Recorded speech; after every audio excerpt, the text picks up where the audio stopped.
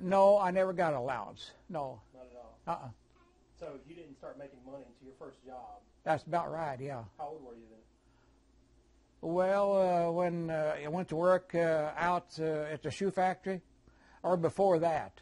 Yeah, before that, like maybe as a teenager. I mean, did you have a job as a teenager that you actually got paid for? Not like chores around the house? Or Well, about the first job I remember, I went to dig some potatoes for a man and gave me $2 for it. You know, it was a relative, and I remember getting paid $2 for digging those potatoes. Wow.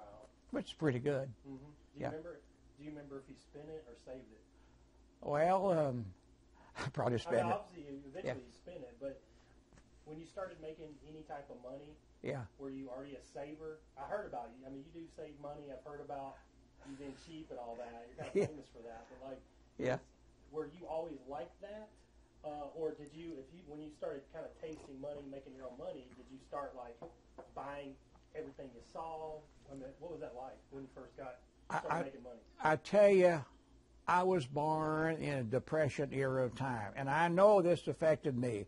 I didn't know what money was because Dad didn't have no money. See, he had bought our farm in 19 and 20 for $5,600, and then the Depression hit in 29 and all through the 30s. Yep. And let me tell you something, you probably got more in your hip pocket than he'd been making a whole year, maybe even more than that. And you wouldn't have to have very much money. There was no money. So what I'm trying to point out is there was no money, so that sent a message to me. You know? It was drilled inside. It was drilled inside.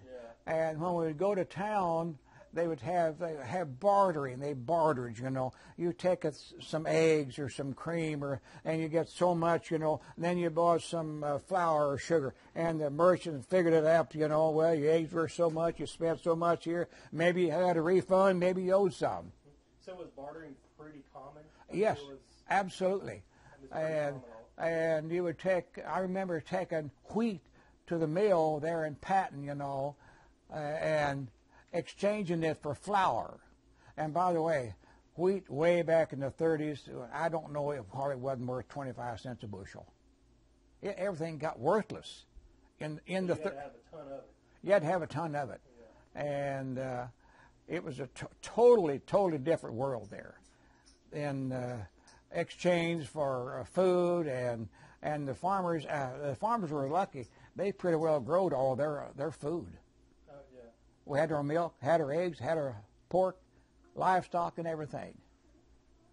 And we butchered hogs, 3 or 4 hogs per year. And of course, half of that went into for the people that helped us do it. There's nothing wrong with that. Right. And we had to have help.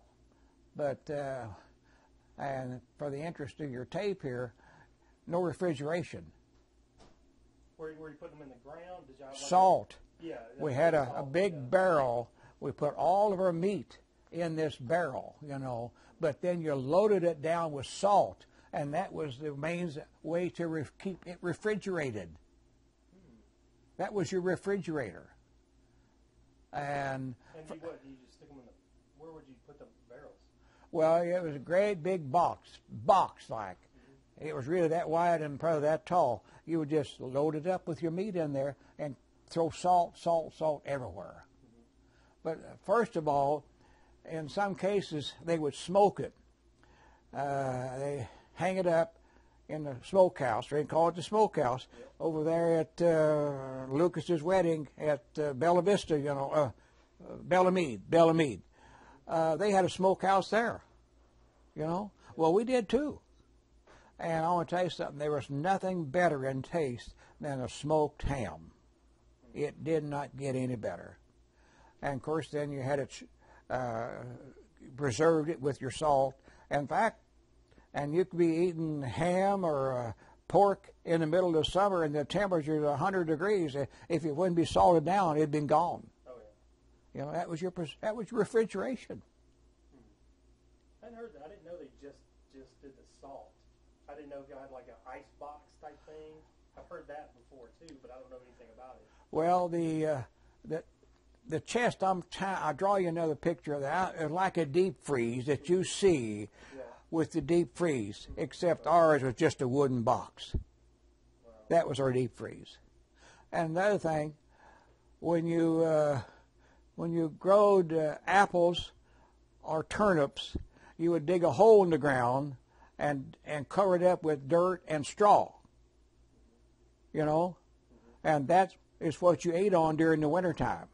But you had to dig it deep enough so it wouldn't freeze, and bury it. You buried that stuff in the ground, and it would preserve itself. And of course, I'm sure there was some lawsuits to that, but that's the way it was done. That was a common way. That was a common way to do it. Everybody had to do it. Yeah.